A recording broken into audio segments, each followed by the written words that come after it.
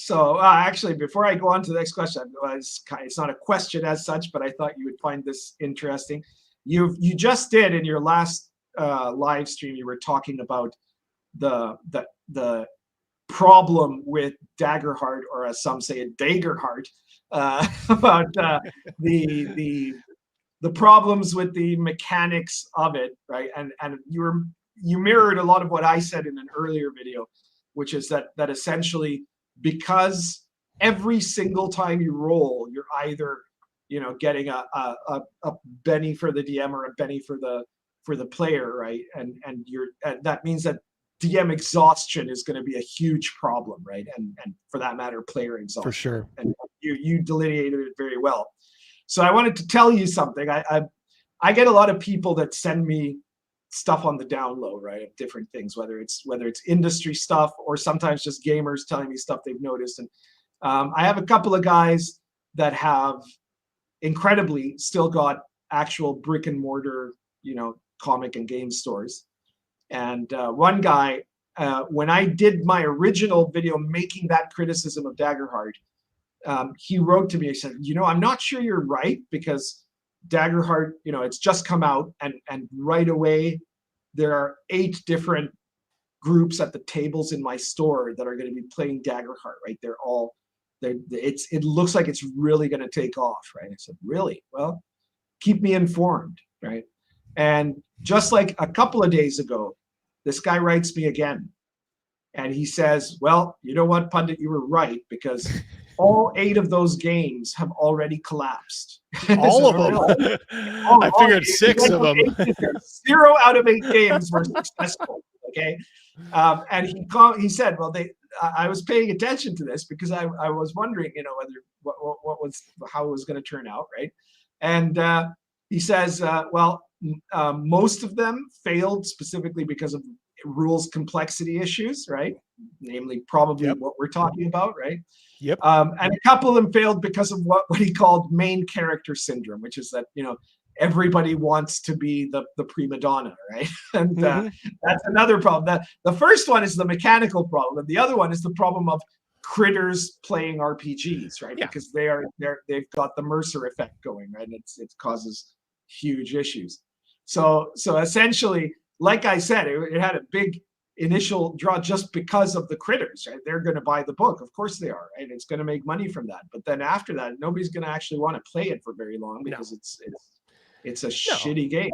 It is. It's got to be a tiring game. It's got to be a disappointing game, and a lot of them will just swallow that, and they'll just keep, giving the company line that, oh no, this is great, this is perfect, but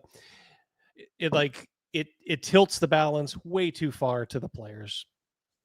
It's still a target number game, and you're rolling 2 die 12 as a player. The DM only rolls a die 20 when he's rolling for the monsters, as far as I could suss out, and that's a huge advantage. So it's meant to be a borderline cakewalk. It gives the DM every chance to just kind of hand wave away certain things, especially in combat, and give the players the benefit of the doubt and a lot of advantage. And it does have this stupid system. Its main selling point is, hey, this is a storytelling game. Every dice roll, the story could change. Every little thing. Well, that shit will tire you out. And then Absolutely. as people in my chat or my comment section were saying, like, oh no bro, you got that totally wrong. It's just a resource. So I'm like, all right, so you're already discounting the main selling point of the game, which is this selling. So now it's just, what is it? A quasi board game where you got this many tokens and you can just throw one in and make things happen. And I'm like, this game is already shit. But the thing is, and maybe you could give me your thoughts here. I think they saw now that they have Chris Perkins mainly, and they also get Jeremy Crawford, who's like in sports terms. I know you're not a big sports fans, but there's always like trades that go on between teams, and sometimes you'll have stars traded, and there's always like a bench player or a scrub who gets thrown in. That's how I picture Jeremy Crawford in this deal. Pretty much, yeah. But they're probably kicking themselves because they're like, if we had just waited a little bit longer, we could have had at least somebody who had experience. I always forget this guy's name, but the guy who did Daggerheart, Spencer is Stark, very clearly a total amateur at design, right? Because Yes. let me tell you, I'll tell you exactly how you could have made that same mechanic better. So you've got 2d12, right? You're really, everything's the same, except that it's not that you don't get hope or fear or whatever it is. You don't get those on every single roll, right? Instead, so you've got, you know that when you roll the same number on both dice, that's a critical in Daggerheart, right? What they should have done is they should have said, okay, normally you roll, if it beats the DC, you succeed. If it fails, you fail, right? But if you get doubles and the double beats the DC, then that gives you a hope point, right? If it fails to beat the DC, you get a fear point. Right, so suddenly you've turned the critical system into a system where it's both critical success or critical failure, right? Where either something goes really good or something goes really wrong. I like right? that.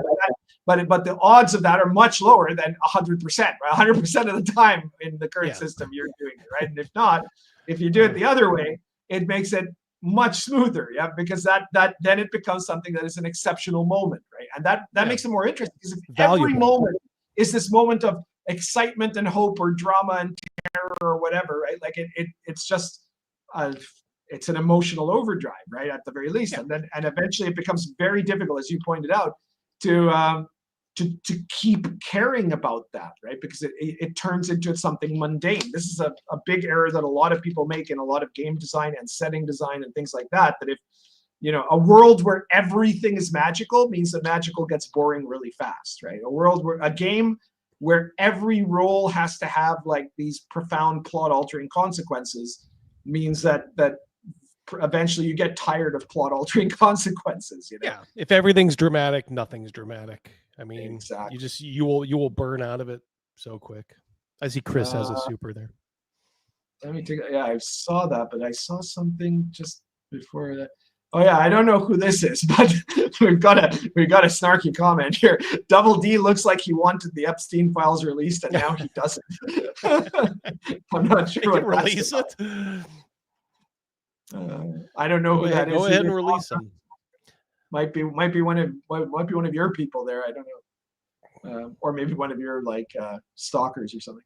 I have a $10 super chat, Chris Miller. Modern gaming is such a popularity contest. The worst designers always fail upwards. I'm so tired of seeing games nobody will ever play make millions on Kickstarter. Yeah, well, because it's two different things, right? One thing is game design and making good games, and the other one is figuring out how to do good marketing in 2025, right? And a lot of times those things are directly oppositional to each other, right? No one will care about the care you put into your design, or even most of the times the care you put into your world building or anything like that. But they will care if you say, well, this is a game designed exclusively by Latinos or something, and then suddenly those are secrets of marketing if all you care about is getting the Kickstarter money, right? So they're two different things, right? But the difference is, I'm pretty sure that there will be people who will continue to play my games many, many years to come, possibly many, many years after I'm not around anymore. Whereas all of those kind of games, right, like the Native American Indian Kickstarter that made 7-figure or 6 figures or close to 7 figures, something like that. Coyote and Crow. Yeah, that's the one, Coyote and Crow. Or all these OGL games that came out now. They're going to make 7 figures, but they're not going to stick around. Once in a while, you get something that gets a combination of both. It certainly looks like Shadow Dark, for example, is a game that is going to stick around and has made a lot of money. What are you doing? I've got a thingy cat here all of a sudden. All right. Here, for those of you who haven't seen her yet, that's Domino. Hello, Domino. Getting big. Hi. Yeah, she's 8 months old now.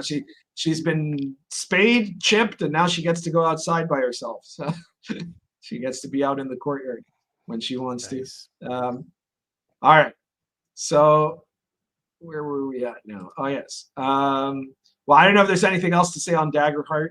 Well, I mean, other than just, I mean, that's mechanically it's a mess, but I haven't, and I think I'm going to do a follow-up video on just all the other bullshit in it. Yeah, there's lots. There's a lot of bullshit. Yeah. Like all the diversity bullshit. They got to me, the biggest one is the whatever. I don't know if it's a blacksmith or warrior with zipper tits. Obviously, a female to male with, and I'm sitting there staring. I'm like, no, it can't be. It can't be. It is. It absolutely is.